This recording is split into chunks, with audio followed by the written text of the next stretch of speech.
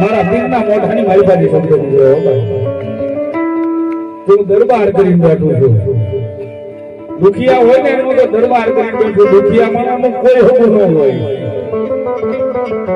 દુખિયા માણાનું કોઈ હોવું ન હોય ને ભલા મારા દુખિયાનો દરબાર કરીને બેઠો છું આજ કોઈ મારા પાસે દુખિયા આવે આજ તો ભલા મારા એના દુઃખને ભાંગીને ભૂગો ન કરું ને